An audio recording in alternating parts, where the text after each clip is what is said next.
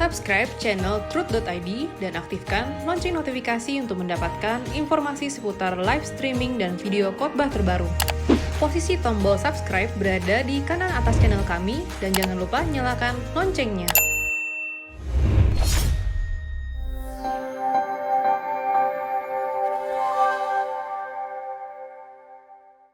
Shalom Bapak Ibu dan Saudara-saudari pecinta suara kebenaran dimanapun kita berada. Mari kita satu di dalam doa.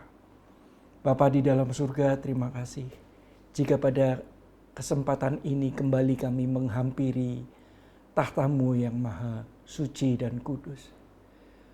Urapi setiap kami membawa tubuh jiwa roh kami ke dalam tangan-Mu, supaya kami bisa menikmati roti hidup yang Engkau sediakan.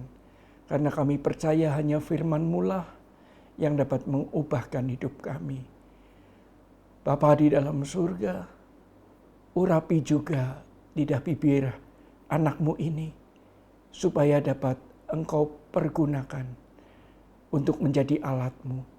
Dan kembali kami mengucap syukur atas setiap perlindungan dan penjagaan yang Engkau berikan di dalam hidup kami. Tuhan Yesus yang baik, tuntun kami, pimpin kami, beri kami pengertian yang baik dan benar. Ajar kami untuk selalu merindukan firman-Mu dan merindukan Engkau ya Tuhan Yesus. Terima kasih ya Bapa. Ini kami, dan kami membuka hati kami untuk mendengarkan sabda-Mu. Di dalam nama Tuhan Yesus Kristus, kami berdoa dan mengucap syukur. Haleluya. Amin. Shalom Bapak Ibu, shalom saudara-saudara. Pada kesempatan kali ini, sekali lagi kita sungguh bersyukur masih bisa menikmati hidangan-hidangan kehidupan melalui firman-Nya. Saudara yang dikasihi Tuhan, pada kesempatan ini kita akan membahas suatu pesan yang cukup penting. Pesan ini adalah pesan yang sering diabaikan oleh umat-umat pilihan Allah. Mari kita membaca di dalam Roma pasal 5 ayat 8 sampai 11. Akan tetapi Allah menunjukkan kasih-Nya kepada kita oleh karena Kristus telah mati untuk kita ketika kita masih berdosa. Lebih-lebih karena kita sekarang telah dibenarkan oleh darah-Nya. Kita pasti akan diselamatkan dari murka Allah. Sebab jikalau kita ketika masih seteru diperdamaikan dengan Allah oleh kematian anaknya, lebih-lebih kita yang sekarang telah diperdamaikan pasti akan diselamatkan oleh hidupnya. Dan bukan hanya itu saja, kita malah bermegah dalam Allah oleh Yesus Kristus Tuhan kita. Sebab oleh Dia kita telah menerima pendamaian itu. Bapak Ibu yang dikasihi Tuhan, betapa sungguh dahsyat kematian Kristus di atas kayu salib. Tadi kita membaca ada beberapa hal penting di dalam ayat yang singkat ini. Pertama, kita dibenarkan. Kedua, saat kita masih menjadi seteru. Inilah kehidupan umat manusia ketika Yesus mati di atas kayu salib. Manusia masih menjadi seteru Allah. Manusia masih belum benar. Keadaan manusia masih dalam keadaan dibenarkan. Kalau saya bisa membaca secara singkat, lebih-lebih karena kita sekarang telah dibenarkan. Kata dibenarkan itu belum menunjukkan bahwa hidup kita benar. kita masih sering sekali menghargai pengorbanan Yesus di atas kayu salib. Lalu kita merasa bahwa pengorbanannya telah membuat kita secara otomatis menjadi benar. Otomatis menjadi suci. Otomatis dosanya sudah dihapuskan. Saudara-saudara, pengertian yang seperti ini belumlah lengkap. Jika kita tidak memahami ada pesan penting, yaitu kita dibenarkan ketika kita masih dalam keadaan menjadi seteru Allah. Apa itu seteru? Seteru adalah lawan dari sekutu. Asal mula orang berseteru dengan Allah itu bukan terjadi karena orang ini tidak mengerti. Ketika orang tidak mengerti keadaan dirinya, maka bisa dimaklumi jika orang berseteru dengan Allah. Tetapi ketika kita memaklumi diri kita dan kita menerima karya penebusan darahnya secara akali, kita menerima dan memahami pengorbanannya, tetapi kita tidak mau hidup dalam sekutu, di dalam ajaran, di dalam perintahnya. Maka betapa mengerikan kita sebagai orang Kristen yang hanya sanggup memahami penebusan dan karya salib Yesus dari pengertian akali kita sendiri. Kita hidup belum benar. Saya juga belum benar. Saya berjuang untuk menjadi hidup bisa lebih benar. Mengapa? Karena saya masih dalam status dibenarkan. Bapak Ibu yang dikasihi Tuhan, kasih Kristus, darahnya yang membuat status kita menjadi naik, menjadi berharga, tentu harus diimbangi dengan cara hidup kita sebagai orang-orang Kristen, sebagai orang-orang yang mengenal karya keselamatan, yaitu dikembalikannya manusia menuju rancangan semula. Melalui pengorbanan Yesus di atas kayu salib inilah kita bisa menjadi orang yang kembali menghidupi kesempurnaan yang Tuhan inginkan di dalam hidup kita. Maka dari itu adalah tepat bahwa salib Yesus, salib Kristus datang ketika kita justru masih menjadi seteru. Yang jadi masalah adalah sekarang. Apakah kita masih tetap menjadi seteru Allah? Bapak Ibu yang dikasihi Tuhan, saudara-saudari pecinta suara kebenaran. Maka tidak heran ketika Rasul Paulus menyampaikan hal ini.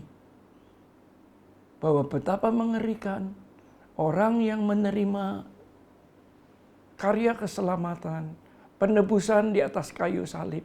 Dan orang yang masih dibenarkan tetapi dia merasa sudah benar tanpa melakukan suatu tindakan yang sesuai dengan karya salib.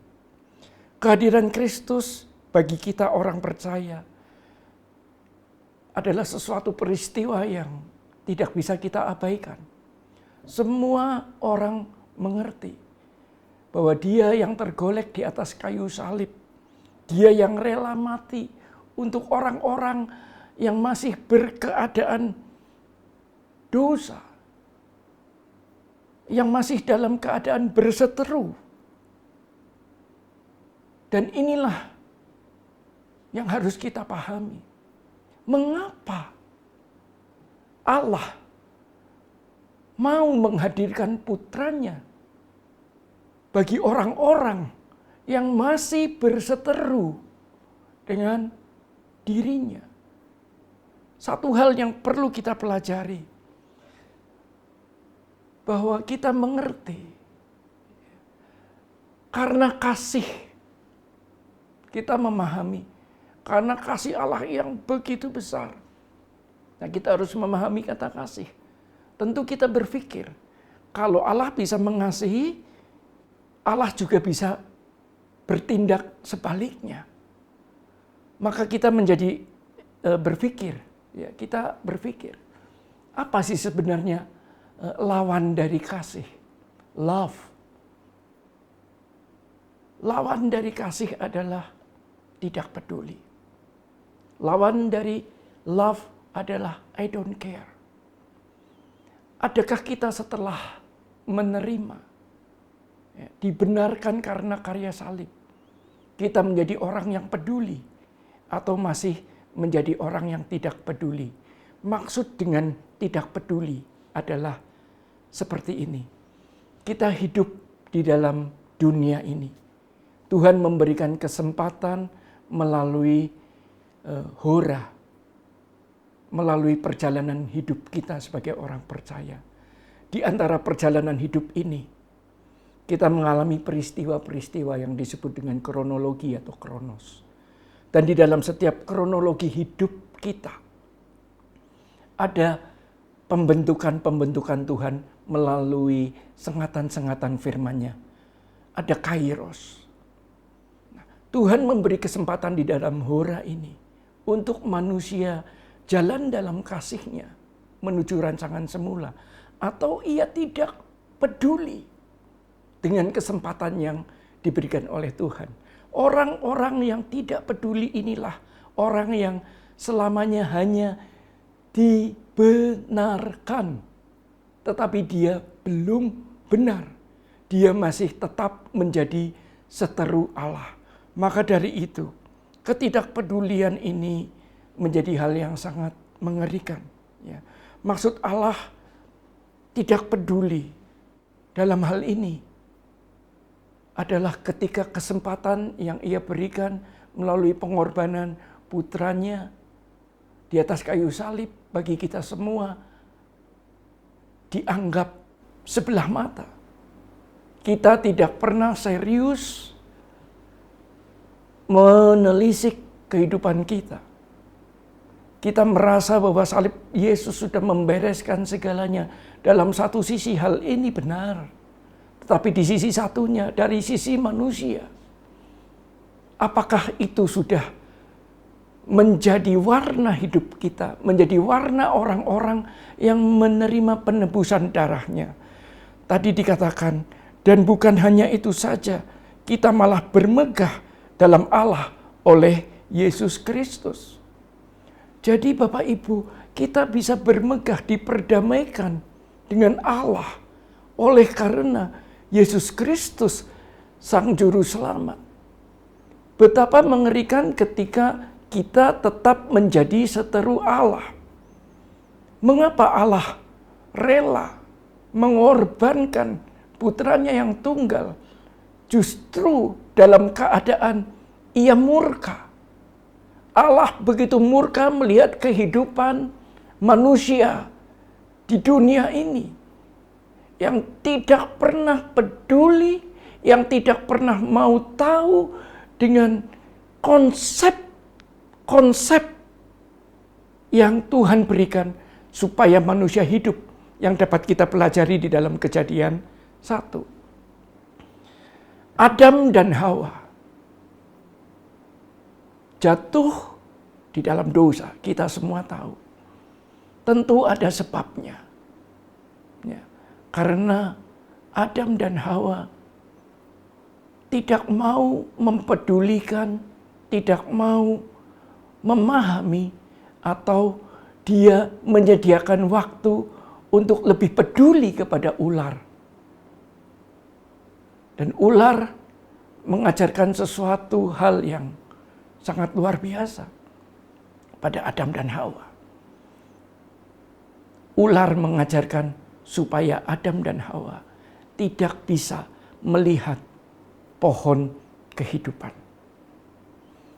Jadi ular menancapkan suatu pengertian bahwa supaya Adam dan Hawa melihat hanya satu pohon, yaitu pohon pengetahuan yang baik dan jahat. Di sini kita mulai bisa merekonstruksi kembali, kita mulai bisa berpikir bahwa selama hidup ini ketika kita menerima salib Kristus, kita peduli kepada hal apa? Apakah kita mau ambil benefitnya saja? Kita mau ambil kemenangan-kemenangannya saja? Glory to glory-nya saja? Lalu itu yang menjadi sentra, menjadi fokus kita. Ingat Bapak Ibu, kita baru dibenarkan. Maka dari itu kita harus hidup benar. Dan ada banyak cara yang Injil ajarkan supaya kita hidup benar. Namun dalam bahasan ini, ya, kita akan melihat bahwa yang menjadikan manusia sulit menjadi benar adalah karena manusia memposisikan dirinya menjadi seteru. Bahkan tadi diingatkan, walau masih dalam keadaan berseteru, Allah dalam murkanya malah memberikan putranya yang tunggal. Bapak Ibu yang dikasih Tuhan, kita tentu pernah berseteru dengan orang lain. Kita pernah marah dengan orang lain. Kita pernah dibikin sakit hati. Bisa jadi ketika kita melihat ya, istri kita, suami kita, anak-anak kita, atau saudara kita disakiti. Rasa hati kita begitu sakit. Ya. Atau kita punya barang kesayangan, mungkin kendaraan yang begitu dicintai, lalu dibaret orang. Kita sakit. Tetapi sakit yang kita rasakan tadi itu adalah sakit dalam perkara yang kecil. Ada sakit hati dalam perkara yang besar. Yaitu ketika kita melihat, maaf Bapak Ibu, mungkin ada anak kita dibunuh. Atau kita melihat saudara kita dibunuh tanpa alasan. Lalu timbul murka.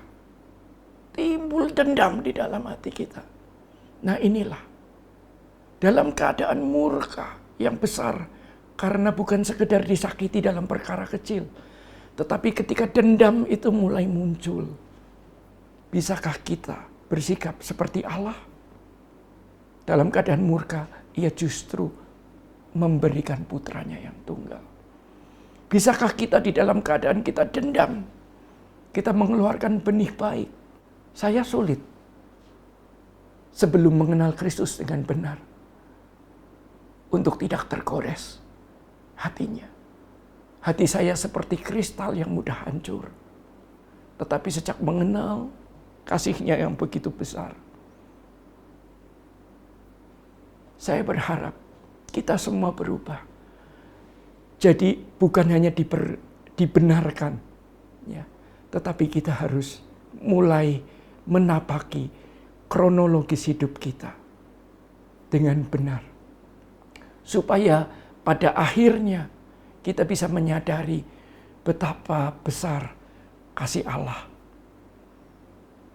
Untuk itu kita harus berani, ya, harus berani mengubah dan memahami bagaimana hidup kita semestinya. Kalau tadi kita kembali kepada kisah Adam dan Hawa. Ketika ular mulai menyampaikan sesuatu, maka larangan Tuhan justru menjadikan Adam dan Hawa penasaran. Sama seperti kita. Ketika kita melihat jangan dibuka, kita malah ingin buka. Jangan ke kiri, kita malah ke kiri. Itu natur kita. Itu natur dosa kita yang ditancapkan iblis sejak semula. Tetapi yang menjadi masalah, mengapa kita lebih senang memenuhi perintah iblis daripada perintah Allah? Mengapa kita lebih senang melanggar daripada kita ikut jalan Tuhan. Oh, melanggar hidup dalam dosa lebih mudah. Betul. Tetapi haruskah orang-orang yang menerima karya penebusan oleh darahnya, lalu begitu mudah mengambil keputusan untuk jatuh di dalam dosa? Betapa dahsyatnya iblis memporak-porandakan, sehingga kita hanya puas menjadi orang Kristen berstatus dibenarkan, bukan menjadi orang Kristen yang berstatus sudah benar. Orang yang berstatus dibenarkan itu tetap akan menjadi seteru Allah di sepanjang hidupnya. Kita harus kembali mengerti dan menelisik kembali hidup kita. Sudah sejauh apa hidup kita? Sudah sebenar apa hidup kita di mata Tuhan? Bukan hidup benar di mata sahabat, bukan hidup benar di mata sesama saja, tetapi yang lebih penting, apakah standar hidup kita setiap hari ini sudah benar di mata Allah? Atau jangan-jangan kita masih hidup benar dengan standar yang dunia tentukan, sama seperti yang ular ajarkan? Kalau lebih lucu lagi, saya sungguh bersedih hati ketika melihat orang yang justru dengan mudah memilih yang salah, memilih yang dilarang Tuhan, memilih yang benar-benar bisa membawa manusia jatuh di dalam dosa. Bukan hanya itu saja, manusia dengan mudahnya memilih untuk bertindak, untuk mengambil keputusan yang jauh dari rancangan Allah di dalam hidup manusia itu sendiri. Iblis kasih apa sih? Ular memberi kita apa? Bandingkan, walaupun Allah murka, kemurkaan Allah memberi apa kepada kita? Bapak Ibu yang dikasihi Tuhan, sungguh sangat berbahagia ketika kita mulai menyadari bahwa di dalam kemurkaannya Allah memberikan putranya yang tunggal supaya kita diperdamaikan, bisa diperdamaikan dengan Allah Bapa. Bagaimana kita bisa diperdamaikan? Kita harus berani membayar harga untuk kembali mengenakan manusia rancangan semula yang Tuhan berikan kepada kita. Ini butuh suatu perjuangan. Maka sangatlah tepat ketika Rasul Paulus memberitakan bahwa kita hanya dalam status dibenarkan. Kita hanya dalam status masih berseteru, tetapi karya keselamatan itu turun atas kita. Yang perlu kita pahami, ada banyak ajaran yang menjadikan kita tidak bisa hidup benar, karena kita tidak benar di dalam memahami Injil yang sederhana ini. Pikiran manusia itu sangat luar biasa, liarnya jika tanpa salib Kristus. Pikiran manusia ini mudah sekali jatuh di dalam hal-hal yang sifatnya sangat duniawi. Kenapa? Karena setiap hari kita berpikir untuk hal-hal duniawi. Kita bekerja, kita berbisnis, kita sekolah, kita melakukan segala kegiatan, pikiran kita tertambat di perkara-perkara itu. Maka betapa sulitnya ketika orang diajak berdoa. Pikirannya tidak bisa serta-merta tunduk kepada perkara-perkara yang di atas. Baru merem, belum lebih dari 15 detik. Pikiran manusia telah terbang kemana-mana. Telah dibawa iblis untuk berpikir tentang perkara-perkara duniawi. Di titik inilah manusia jatuh di dalam dosa. Dalam keadaan bersekutu, pikirannya bisa kemana-mana. Belum lagi ya, jiwa-jiwa yang keruh, seks, kuliner, dan kehidupan-kehidupan yang tidak seturut dengan apa yang difirmankan Tuhan. Kenapa saya bisa berkata seperti itu? Karena dulu saya terjebak di dalam suasana seperti ini. Saya tidak bisa menundukkan pikiran saya. Bahkan sedang berdoa pun kadang saya bisa berpikir yang sangat mengerikan. Berpikir yang sangat najis. Di tengah kusyuknya doa. Belum lagi saat kita ibadah. Lalu pertanyaannya, apakah seperti ini simbol orang benar di hadapan Tuhan? Apakah seperti ini yang harus kita lakukan untuk menyikapi pemberian hadiah, anugerah yang diberikan Tuhan kepada kita? Ajaran-ajaran yang mengesampingkan proses untuk menjadi glory to glory, itu ajaran yang tidak lengkap. Maka dari itu kembali ketika kita memahami kata seteru, ini adalah satu bentuk yang tentu menjadi satu pergumulan kita, pergumulan saya, pergumulan Bapak Ibu dan semua saudara pecinta suara kebenaran. Karena begitu mudah kita mengakui, tetapi begitu sulit kita melakukan apa yang kita akui di hadapan Tuhan. Ini kenyataan. Betapa mengerikan ketika saya harus menyampaikan hal ini. Bapak Ibu yang dikasihi, tentu khotbah ini bukan hanya untuk Bapak Ibu dan saudara, tetapi khotbah ini adalah khotbah untuk diri saya sendiri. Di dalam keberdosaan ini, Tuhan mengizinkan anak Allah ini memberitakan firman. Ada suatu pertanggungjawaban yang tidak main-main. Ada suatu pergumulan pribadi yang begitu mengerikan untuk bicara soal memberitakan firman Tuhan. Maka dari itu tadi saya katakan, ajaran yang salah telah membawa orang Kristen tidak bisa bersekutu dengan Tuhan. Ketika gereja mulai bersekutu dengan dunia, maka gereja ini akan melahirkan orang-orang yang berspirit dunia. Dan dunia adalah seteru Allah. Dan kita hidup di dunia ini. Dan tentu orang-orang yang bersekutu dengan Allah akan menjadi orang yang aneh di mata dunia. Siapkah kita ketika dicibir oleh orang-orang yang belum benar hidupnya?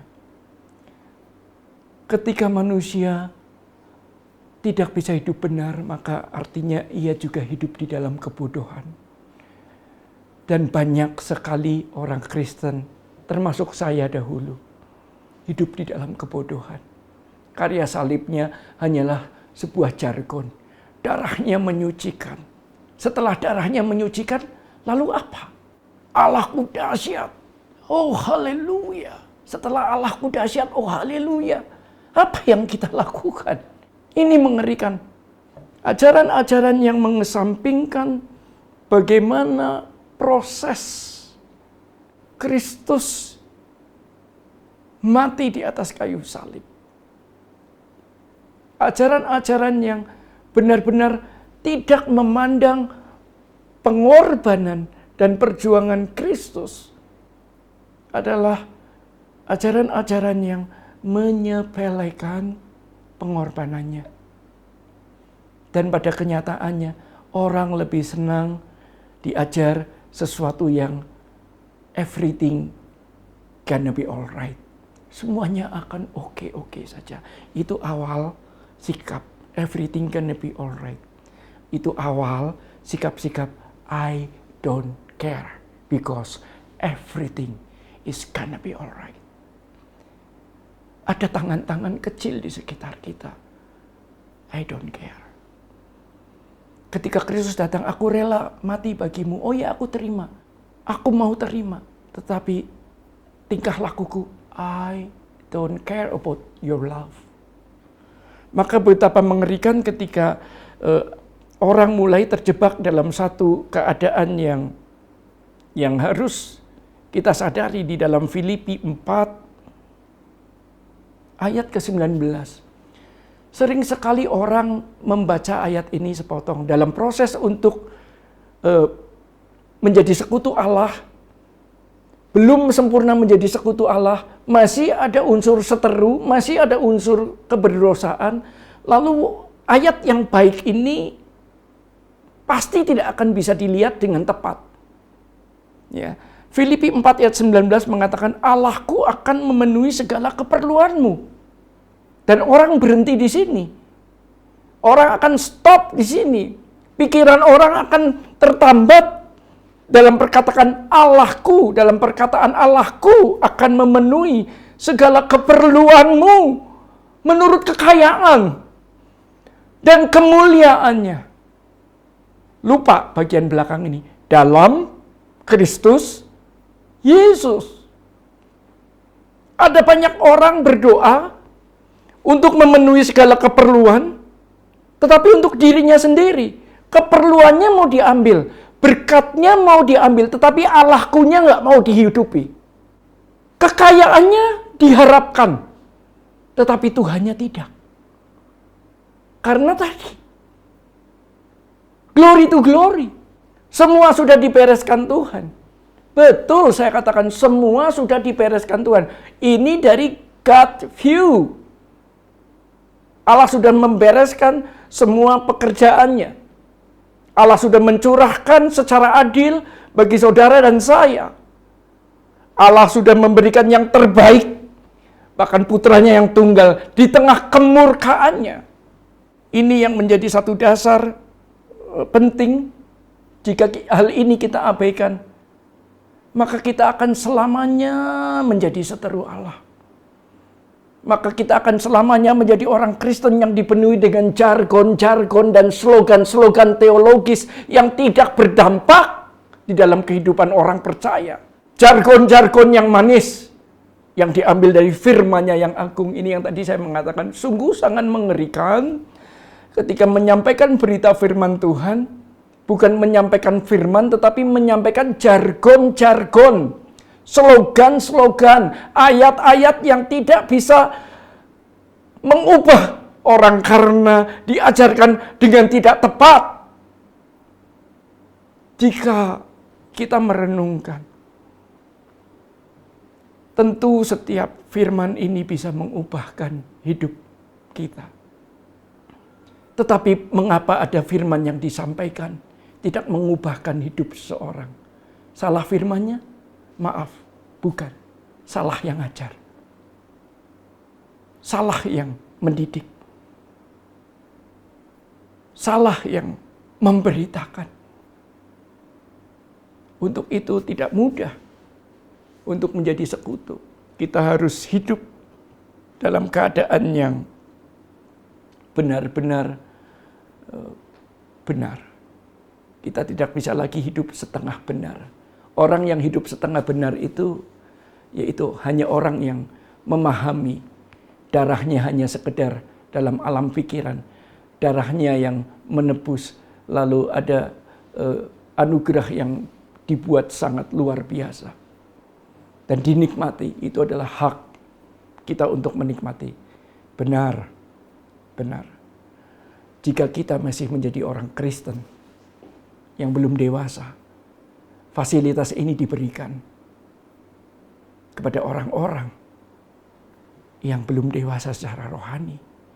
Tetapi kalau kita sudah 10, 20, 30 tahun ikut Tuhan, ya, lalu tidak bisa mengerti apa itu kebenaran yang sejati, apa itu kebenaran yang mengubahkan, maka ini menjadi sangat mengerikan. Dan ternyata saya tadi katakan, firman tidak pernah salah. Tetapi orang yang menyikapi firman, mau ajaran sedahsyat apapun, tetapi kalau dasar karakter kita rusak, aduh ini mengerikan. Ajaran yang baik pun ketika ada ajaran yang tidak benar disampaikan, ya, kita sudah hidup di dalam Tuhan 10, 20, 30 tahun. Lalu dalam satu hari kita mengambil keputusan yang konyol. Ya. Saya akan marah pada anak saya yang saya besarkan dalam konteks keluarga. Ketika anak itu kurang ajar pada saya akan marah, saya akan membentuk, saya akan mendidik dia. Apalagi kalau anak yang saya hidupi dari kecil, sakit saya obati, nangis saya diamkan, keperluan sekolah saya penuhi. Lalu ketika ada orang lain yang menawarkan sesuatu, lalu anak saya pergi dari rumah saya hanya untuk mengejar sesuatu yang belum tentu menjamin kehidupannya yang akan datang. Dan dia pergi dan pindah. Apa yang bisa saya lakukan? Sering sekali orang Kristen mengambil keputusan yang salah ketika ia menyediakan hidupnya untuk terus menjadi seteru Allah. Orang-orang seperti ini sulit sekali diperdamaikan dengan Allah karena ia sejatinya belum berdamai dengan dirinya sendiri. Bagaimana orang yang belum berdamai dengan dirinya sendiri bisa berdamai dengan Allah? Terlalu jauh. Orang yang bisa berdamai dengan dirinya sendiri akan bisa terlihat dari setiap keputusan-keputusan yang dibuat. Motif-motif dari setiap keputusan yang diambil. Kalau kita keluar dari konteks seteru ini, saya akan sedikit keluar dari konteks ini, nanti saya akan kembali dalam konteks ini. Di dalam kancah perpolitikan, ada pro dan kontra, ada kelompok, ya, katakanlah kelompok A mendukung politisi bernama Anu. Politisi Anu didukung oleh kelompok A dan politisi Anu tidak didukung oleh kelompok B. Ada kelompok yang mendukung dan ada kelompok yang tidak mendukung. Kalau di politik itu wajar. Tetapi di dalam hal pemberitaan atau di dalam hal rumah Tuhan, yang mengerikan adalah ketika kelompok B, kelompok yang tidak setuju berhimpun jadi satu dan ada orang yang memfasilitasi ketidakpuasan. Kalau di ranah politik ini oke. Tetapi ketika ada orang bermental, bermotif, berspirit tidak puas, lalu dia berhimpun untuk menghidupi ketidakpuasan atas dasar pelayanan. Ini yang saya tidak mengerti. Ini adalah orang yang tidak berdamai dengan dirinya sendiri.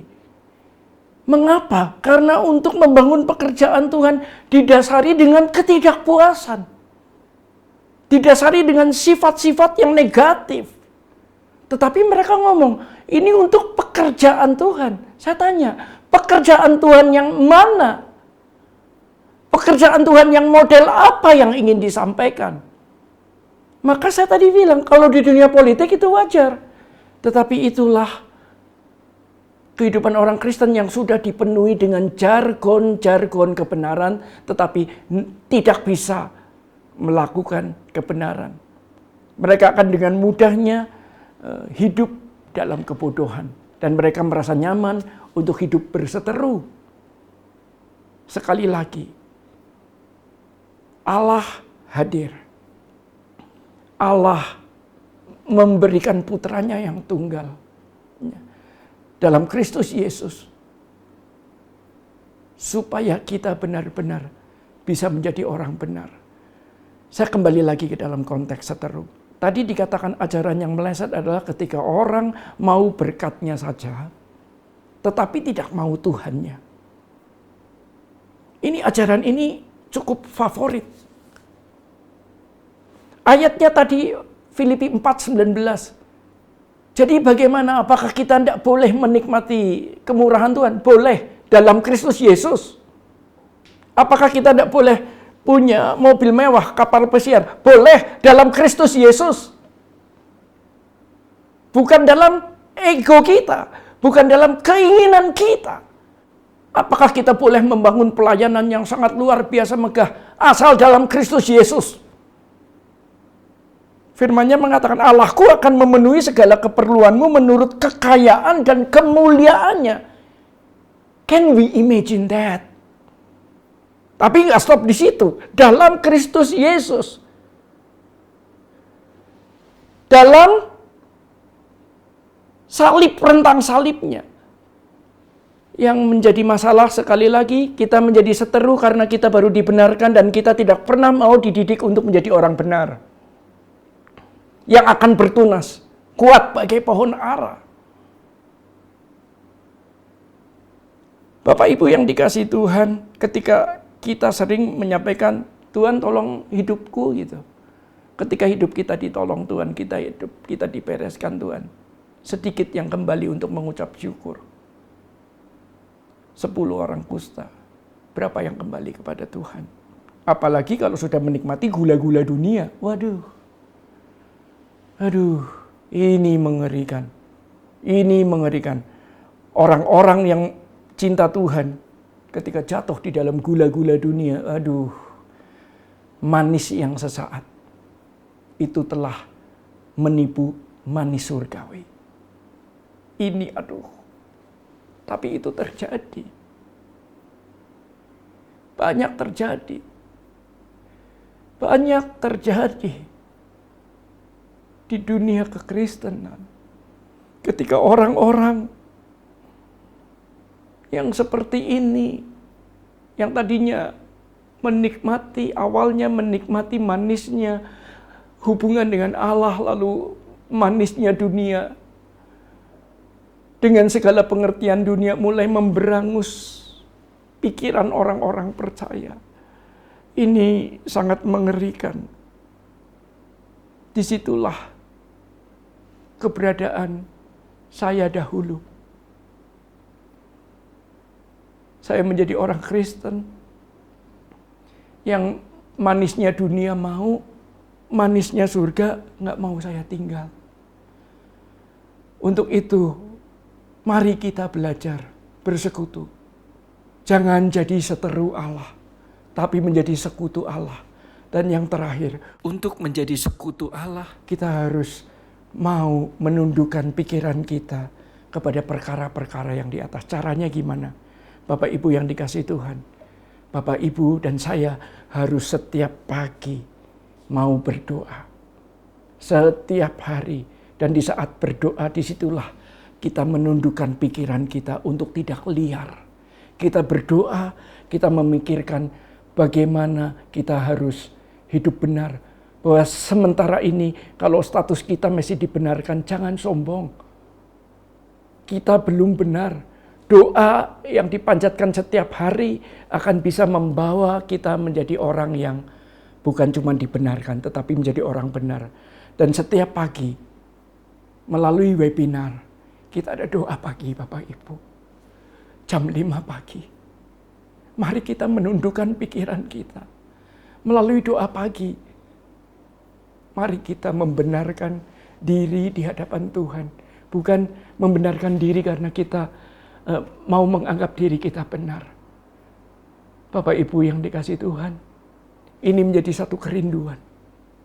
Ini menjadi satu penghormatan ketika kita mau bergumul, berjuang di dalam doa-doa kita yang kita lantunkan. Ketika jemari kita tautkan. Untuk kita panjatkan doa-doa kita kepada Tuhan sebagai ucapan syukur. Atas kesempatan yang diberikan Tuhan selama menjalani hidup kekristenan ini. Ingat, hanya dengan cara ini kita bisa menjadi sekutu Allah. Hanya dengan doa yang indah, kita akan menjadi sekutu Allah. Mari kita satu di dalam doa. Bapa di dalam surga, terima kasih. Sungguh kami bersyukur atas hadirnya Engkau dalam hidup kami.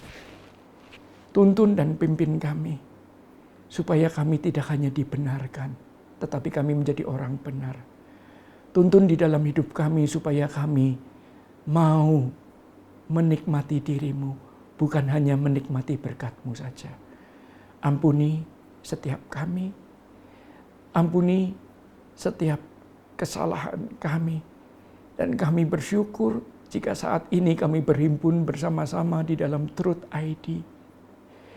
Bapa, jadikan Truth ID ini menjadi kesukaan-Mu, menjadi kesukaan kami semua. Dan jadikan pertemuan ibadah ini menjadi dupa yang harum bagi-Mu. Dan jadikan hidup kami untuk selalu mau dibawa, dituntun ke rancangan semula. Terima kasih Tuhan Yesus atas tuntunan ini. Haleluya. Amin.